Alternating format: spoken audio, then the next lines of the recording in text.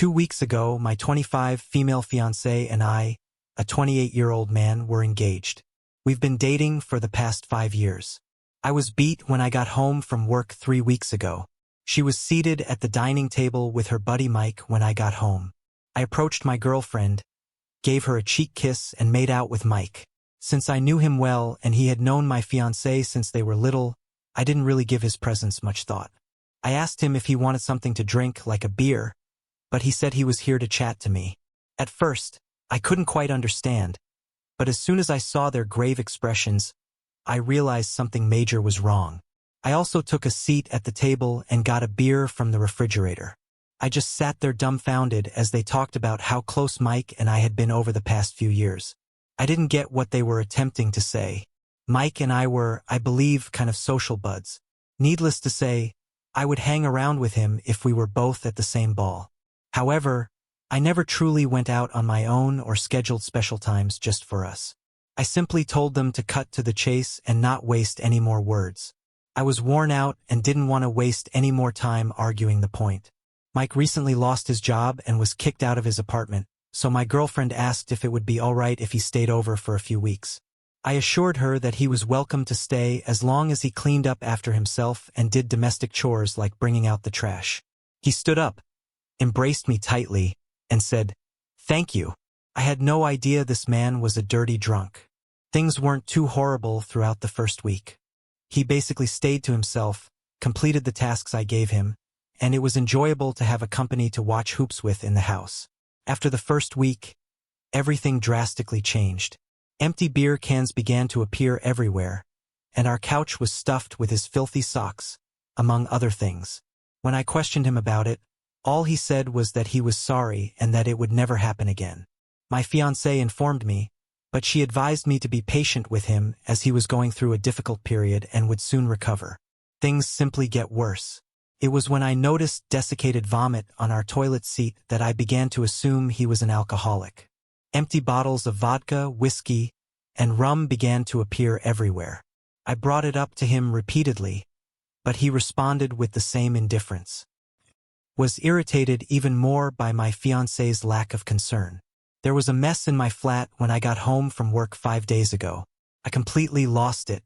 When I burst into the guest room, he was sitting on the bed sipping beer.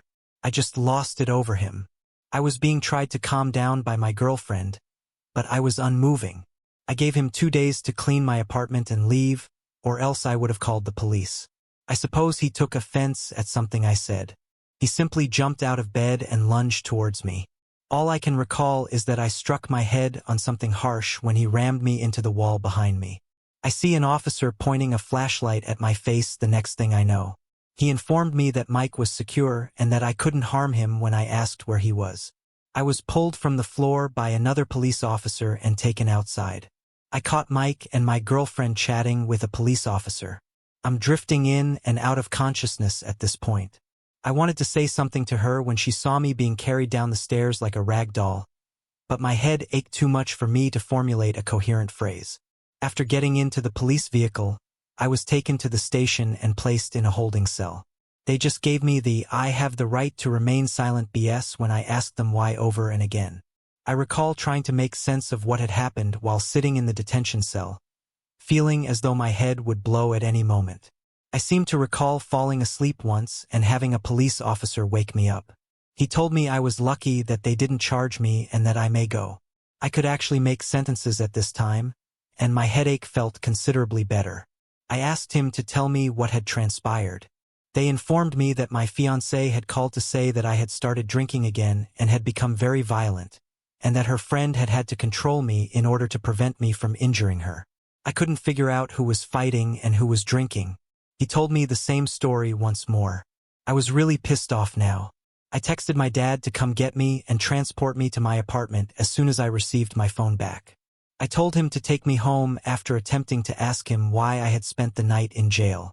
I simply stormed upstairs after arriving, and to my amazement, my front door was locked, even hours later. My now ex-fiancé, Mike, was seated on a couch. Because her mascara was streaming down her face, I could tell she had been sobbing. She leapt up to give me an embrace, but I urged her to get the hell out of my flat and shoved her away. She attempted to plead and beg, but I instructed her to stop, pack a few necessities, and leave. She begged a little longer before leaving. I claimed I had been discharged from the hospital and promptly called in sick from work. I felt as though I was in a fever dream the entire day. Nothing seemed to make sense. My fiancé lied to the police. Why? I spent the entire day thinking about that. I tried to ignore her numerous attempts to call till I was unable to resist any longer. I answered the phone and asked her to tell me everything and to never even consider lying to me. In the end, she told me that they both became panicked after Mike knocked me out. Since Mike was already on probation, and this would likely ruin his life, she was afraid to call the police and Mike. She told me that she foolishly decided to accuse Mike of protecting her when I attempted to attack her, unintentionally knocking me out in the process. She argues that because Mike had a criminal record and I did not, I could afford it. I hung up because I was tired of listening. She tried to call me numerous times and sent me a ton of apology texts, but I had had enough. I went to the hospital the day after I started throwing up at random and was told I had a concussion and would have to stay at home for the next month. This really hurts me. What made her pick her friend over me? How come she attempted to destroy my life in an effort to save her friend? She attempted to visit multiple times daily, but I never even had the courage to respond. All the while I've blocked her, but not now. Her mother texted me to say that she attempted an overdose on medications yesterday and was admitted to the hospital. She just wanted to see me once more. I really have regret ignoring her after reading this. To be precise, I haven't replied to her mother or anybody else. My mom and dad are the only people that knew outside of the persons involved, and my mom is currently looking after me. I'm genuinely torn. On the one hand, I want to break up with her because of what she did. However, I believe she made a sincere error and I still adore her. I want to stop experiencing pain. Erasing the last 5 years of my life would probably simply make me end it all because it's a mess. I don't want to watch my true love turn his back on me and ignore me. I have no desire to have my poor mother take care of me for a month. It seems like my fiancé should be in charge of it now. I finished everything. The only things keeping me sane are my phone and laptop, as I spend the entire day wedged into bed. I begin shivering violently and experiencing random panic episodes. Please tell me what to do. Is it my fault that I've ignored her and left her idle? Is it time for me to let her come see me? According to Hoopa's top remarks, she's hitting Mike. She is undoubtedly giving Mikey, an evicted, jobless, intoxicated man on probation, a serious beating. I'm shaking my stupid head. What a prize. She made a really sensible choice. Not the bastard. 1,000,000 times over. These ladies are insatiably seeking attention and approval, and they are unable to compete with someone who is essentially idle all day. They can just sit there, pay attention to them, and validate everything they say until, bam, they have a second boyfriend. Mike hurt your head, and they ought to have gotten an ambulance. They could have taken your life by lying to the police, holding up your medical care, and then delaying it even longer by putting you in jail. And the reason for your month-long bed rest may be that you delayed seeking emergency medical attention. Head traumas are serious conditions. I would text her to get her to confess to everything, and then I would file charges. Furthermore, you now have an arrest record if you were arrested. Not ideal circumstances. She's probably beating Mike in addition to having mental health issues. You were lucky enough to escape a bullet. Mike was chosen by her over you. You should notify the authorities to her whereabouts if you think she is indeed suicidal. Take caution, as there is now proof on paper that you defeated her. Thus, if you allow her to visit, she will be able to use the same card and you will end yourself in jail. It's unlikely that she took a lethal amount of pills, hence it's unlikely that she is truly suicidal. Instead, the drugs were likely taken to manipulate OP. It's an appeal for help. OP needs to contact Adult Protective Services if she attempts to use self-harm as a form of blackmail. Well, no. OP can just keep avoiding touch, and there won't be any way to find out if she's considering suicide or not. If she lives with or communicates with her relatives, block them as well. If they believe she is acting suicidal, they should be the ones to call the police for a wellness check. All he has to do is avoid her. Next. Article. Am I a bad person for being relieved that I won't have children? I, a 24-year-old man, had a casual 5-month relationship with a 23-year-old woman who, despite using birth control, became pregnant. I urged her to end the pregnancy since I no longer want to be a father. If she didn't, I would not be present and I would want to take a DNA test after the baby is born before I would be involved in any way. Despite the fact that neither of us had the resources to care for the child in the first place, she chose to retain it for some reason. This greatly irritated me, so I cut off communication after the 4th month. She lost her pregnancy. Her friend told me about it and said that she was devastated. I can now sympathize with her for the physical suffering she endures, but the outcome was excellent for me, and I was actually quite pleased with it. I didn't have to become a father anymore. To celebrate, my friends and I went out drinking. I made some toasts to the fact that I wouldn't have to be a father, and essentially my ex and her friends heard that we had done that. As a result of my friends and hers happiness over her miscarriage, she has started to harass us. But from my perspective, we were more happy about the fact that I would not be compelled to become a father than we were about her miscarriage. Furthermore, it seems to me that it is unrelated to her in any way. So, am I the a-hole on Reddit now? I'll give you 2 pieces of advice. Don't be an asshat for finding solace in the knowledge that you won't become a father. You weren't in a position to become a father financially, you weren't ready for the duty, and you didn't want the responsibility. However, the way you presented that enjoyment is a disgrace. Now, it would have been acceptable if you had celebrated at home and taken a chance on not being a father with your friend. However, the fact remains that you publicly celebrated the girl's miscarriage by going out, which, my friend, is just incredibly bad taste. The most accurate analysis in this case is that you're not a bad person for finding out you're not a father. You are the biggest loser for celebrating in this manner. The next time, rejoice in your status as a fatherless child rather than the broken thing that led to it. Ideally, there won't be another one, and you'll be prepared if you ever get someone pregnant again. Just so you know, there are a ton of contraceptives that are not birth control, so keep that in mind for next time. Contraceptive use is not only the responsibility of women. To be honest, you have to participate equally in that if you don't want children. I say the same thing to my brothers every time. They dismiss the argument that, but it doesn't feel the same if you use a rubber. However, as I already mentioned, there are choices suitable for both genders. Ultimately, would you rather have it feel right or run the danger of having a child before you're ready? Or are you just going to accept it and keep a child from ever existing?